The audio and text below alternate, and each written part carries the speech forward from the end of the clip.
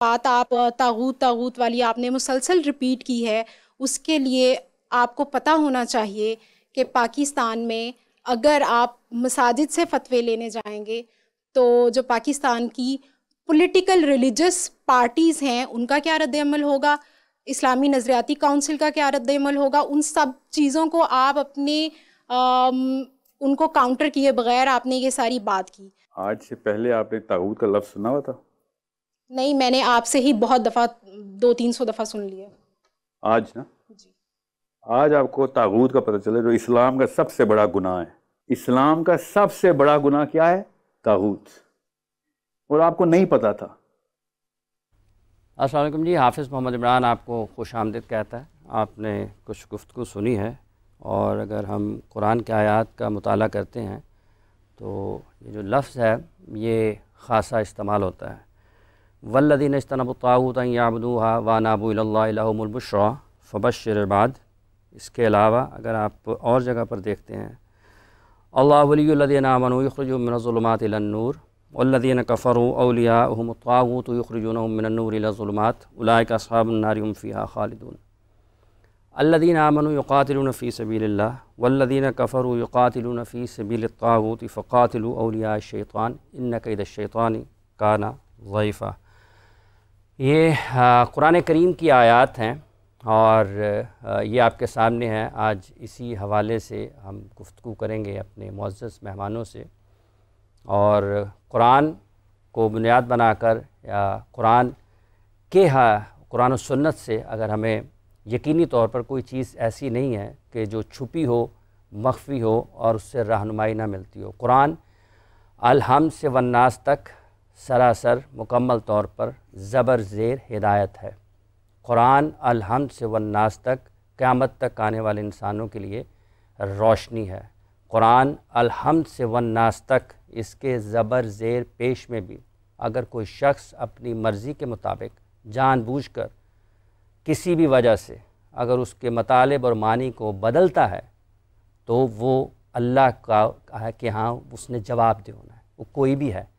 اگر اس کی زبر زیر پیش میں بھی اور ان سائڈ سب کو پتہ ہوتا ہے کہ وہ کیا کر رہے ہیں، تو قرآن کی آیات کے اوپر قرآن کے الفاظ تو بہت آگے کی بات ہے۔ اگر اس کی زبر زیر پیش میں بھی اگر کوئی اپنے انداز میں جانتے بوجھتے ہوئے بھی یا انجانے میں تو اللہ تعالیٰ معاف فرما دیں گے، لیکن آپ تشدد شدت کریں گے، ضد کریں گے تو اللہ تعالیٰ فیصلہ کرنے والا، اور اللہ جانتا ہے کون متقی ہے، کون درست ہے، کون غلط ہے۔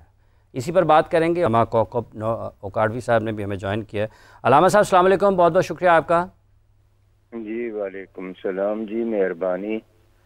علامہ صاحب، قرآن کریم کی جو آیات ہیں جن میں الذین آمنوا یقاتلون فی سبیل اللہ والذین کفروا یقاتلون فی سبیل الطاغوت فقاتلوا اولیاء الشیطان ان کید الشیطان کان ضعیفا والذین اجتنبوا الطاغوت ان یعبدوها وانابوا الی اللہ لہم البشریٰ فبشر عباد الذین یستمعون القول فیتبعون احسن اولئک الذین ہداهم اللہ واولئک هم اولو الالباب اللہ ولی الذین آمنوا یخرجهم من الظلمات الی النور والذین کفروا اولیاءهم الطاغوت یخرجونہم من النور الی الظلمات اولئک اصحاب النار هم فیہا خالدون۔ ان تمام آیات میں اگر ان کے ترجمے کے اوپر جاتے ہیں تو آپ کس طرح سے بیان فرماتے ہیں ہمارے سننے والوں کو؟ بسم اللہ والحمد للہ والصلاة والسلام علی رسول اللہ۔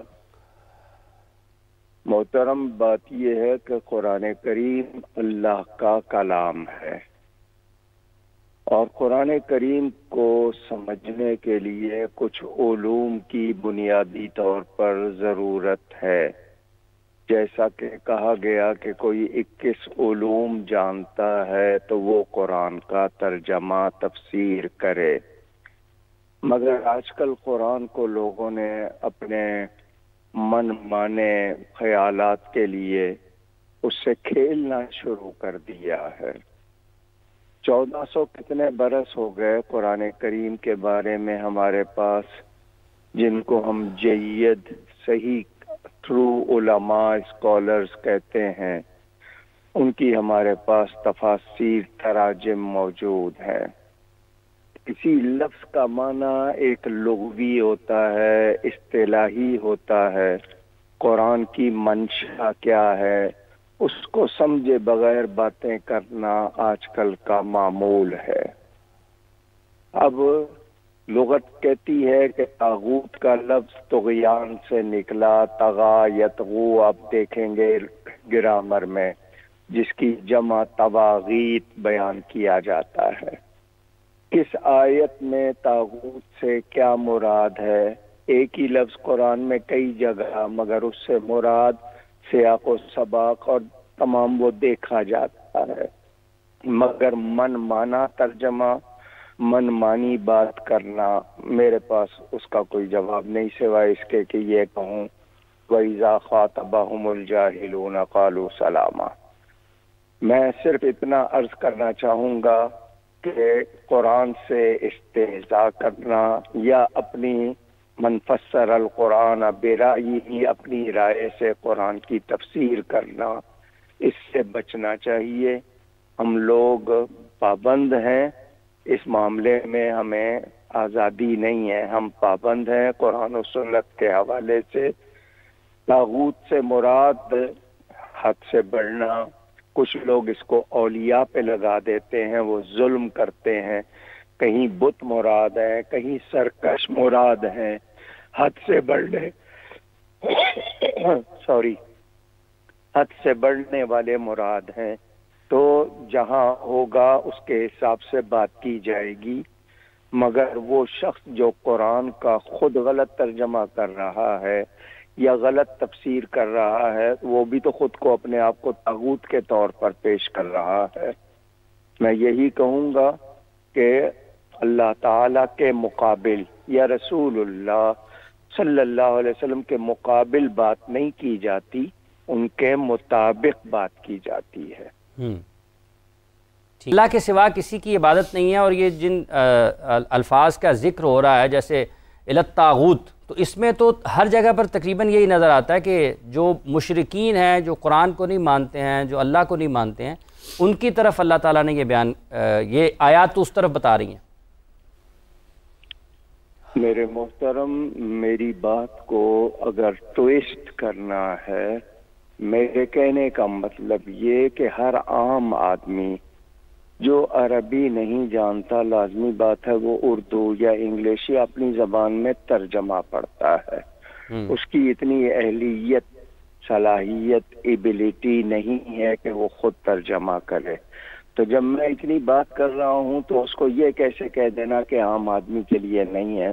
سمجھا جائے میری بات کو، اگر اس کا کوئی اپنا مفہوم نکالنا ہے اس پر میں گفتگو نہیں کروں گا۔ دوسری بات یہ ہے کہ میں نے کہا ہر جگہ ایک ہی معنی ہوتا ہے کیا؟ اس کے آگے پیچھے کے الفاظ مفہوم واضح کرتے ہیں کہ یہاں کون مراد ہے، لیکن اسی کو اولیاء اللہ پہ چسپاں کر دینا، یا کہیں کلما عبد من دون اللہ فہو طاغوت کہہ دیتے ہیں، تو اللہ کے سوا عبادت کا تو کوئی تصور ہی نہیں کسی کے لیے، لیکن تعظیم کو بھی طاغوت میں لے جانا یا اولیاء اللہ کی پیروی کو بھی اس میں لے جانا، لازمی بات ہے وہ ظلم ہوگا۔ میرے کہنے کا مطلب صرف اتنا ہے کہ قرآن کریم کو سمجھنے کے لیے شان نزول بھی دیکھا جاتا ہے، اس کے علاوہ قرآن کی تفسیر خود تفسیر کرتا ہے، ایک آیت دوسری آیت کو واضح کرتی ہے۔ میں اتنی بات کر رہا ہوں، ذہن میں رہے کہ عبادت صرف اور صرف اور صرف اللہ تعالی کی، اس کے علاوہ کسی کی نہیں، مگر تعظیم کا حکم بھی قرآن میں موجود ہے، اسی طرح فَاسْأَلُوا أَهْلَ الذِّكْرِ وہ بھی قرآن ہی کا حکم ہے۔ تو یہ نہ ہو کہ ہم وہ جو وَتَكْفُرُونَ بِبَعْضٍ کے کچھ کو مان لیں اور کچھ کو چھوڑ دیں، وہ نہیں ہوگا۔ یہ جو باتیں آج کل ہو رہی ہیں یہ خود وہی طغیان والی بات ہے کہ وہ سرکشی یا حد سے بڑھ رہے ہیں، ہر چیز کی کوئی حد، تو کس کو حد معلوم ہے کس کو نہیں معلوم، اس حوالے سے میں نے بات کی ہے۔ ٹھیک ہے، ٹھیک ہے، لیکن یہ جو آیات مبارکہ بھی آپ کے سامنے تلاوت ہوئی ہیں، ان کے حوالے سے آپ ہمارے دیکھنے والوں کو کیا بتانا چاہیں گے؟ سیدھی سیدھی بات ہے، قرآن کریم اور ہمارے لیے دین اسلام واضح کرتا ہے کہ عبادت کا ہر تصور صرف اور صرف اللہ تعالیٰ کی ذات سے وابستہ ہے. اللہ تعالیٰ کے سوا کسی کی عبادت نہیں کی جائے گی. پھر اطاعت آتی ہے. نبی کریم صلی اللہ علیہ وآلہ وسلم کے لیے جتنے احکام ہیں ہم ان کو چھوڑ کر نہ قرآن سمجھ سکتے ہیں نہ اب جو صحابہ کرام تھے بظاہر وہ کسی کالج یونیورسٹی مدرسے کے نہیں پڑھے تھے، مگر وہ کس سے فیض حاصل کر رہے تھے، کس ذات سے کر رہے تھے.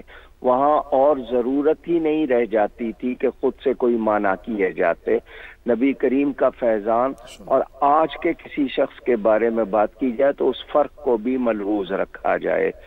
تو لوگوں کو صرف اتنا بتانا ہے کہ کوئی شیطان یا اللہ تعالیٰ اور نبی پاک صلی اللہ علیہ وسلم کے راستے سے الگ بات کرنے والا، یا یہ کہ سلف صالحین ہمیں جو بتایا گیا ان سے ہٹ کر بات کرنے والا، وہ خود طاغوت ہے، وہ خود سرکش ہے، وہ شیطان کے معنی میں لے لیں یا بہکانے والا لے لیں. تو ہم اللہ تعالیٰ، اس کے رسول صلی اللہ علیہ وسلم اور والذین اتبعوہم بإحسان کے الفاظ موجود ہیں، ہم ان کی پیروی کرنا چاہتے ہیں، انہی کے پیروان کار رہنا چاہتے ہیں. اللہ ہمیں اس پر قائم رکھے. ٹھیک ہے.